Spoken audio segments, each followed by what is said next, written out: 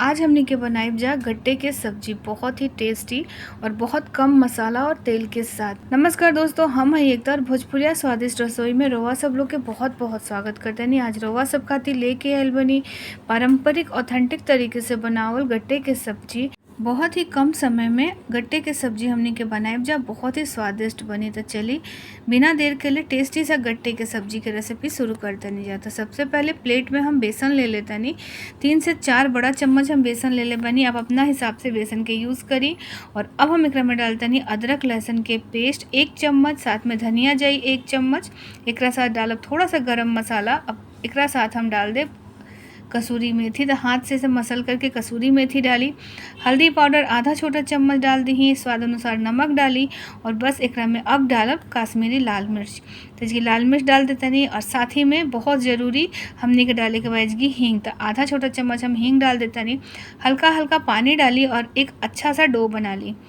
तो इसकी देखिए डो बराबर हमारे बन के तैयार हो गया बा। एकदम सॉफ्ट सा डो लगा हुआ, बहुत कड़क भी ना। तो और सॉफ्ट सा हम डो लगा के तैयार कर लेंगे। अब हाथ में तेल ले करके एकरा के अच्छा सा शेप दे दी। सिलेंडर के शेप देवे के बाद बस इतनी आप शेप दी ही। तो इसकी हम सारा बेसन के अच्छा सा शेप दे करके तैयार कर ले बनी, देख सके नहीं। और अब हम एक बर्तन में पानी रख देता नहीं गर्म होके के। और जब पानी हल्का गुनगुना हो जाए तब हम एकरा में एक एक करके जो गट्टा हमने के बना के रख ले बने जा तो हमने के डाल दे जा। अब हमने के रखे वो बॉयल करे के बाद तो गैस के फ्लेम मीडियम से स्लो पर 5 से 6 मिनट आप एकरा के बॉयल कर ली। जब तक ये बॉयल होगा था तब तक हम इसकी कुछ मसाला तैयार कर लेता नहीं। तो दही ले ले बनी 2 से 3 चम्मच। अब हम एकरा में डाल दे धनिया पाउडर 1 चम्मच, आधा छोटा चम्मच गरम मसाला और जीरा पाउडर चाहिए आधा छोटा चम्मच। अब अच्छे तरीके से एकरा के मिला लेवे के बाद और एक अच्छा सा हमने के पेस्ट बना के तैयार कर लेवा था। जी हमारा पेस्ट भी तैयार हो गई।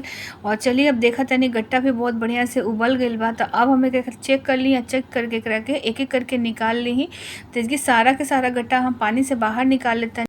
पानी के फेंके के नहीं के हमने के पानी के यूज़ करब जा ग्रेवी बनावे में। साथ ही में हमें कढ़ाई के गरम करते नहीं। एकरा में सरसों तेल डाल देते नहीं। आप चाहें तो एकरा में रिफाइन के भी यूज़ कर सके नहीं। साथ ही में डाल देनी 1 चम्मच जीरा और 2 इंच दालचीनी के टुकड़ा, 1 तेज पत्ता डाल दी। हींग डाल दी थोड़ा सा, आधा छोटा चम्मच के करीब। अब एकरा साथ हम डालब अदरक लहसुन के पेस्ट और 1 चम्मच। साथ ही में हम डाल दें हरी मिर्च। तो 2 से 3 हरी मिर्च बारीक लंबा स्लाइस में काट करके डाली और अच्छे से एकरा के मिला ली। बस हल्का सा जब ये रोस्ट हो जाए तब हम एकरा में डाल दे प्याज। तो 2 मीडियम साइज़ के प्याज बारीक चॉप करके डाल दी। और प्याज के फ्राई करे के बाद जब तक प्याज के अच्छा सा कलर ना आ जाए, सॉफ्ट ना हो जाए, तो इसकी प्याज सॉफ्ट पक बा तब हम दही के जो मिक्सचर तैयार कर ले बनी तो एकरा में हम डाल देते नहीं। एक खाली वापस से अच्छे से मिला ली।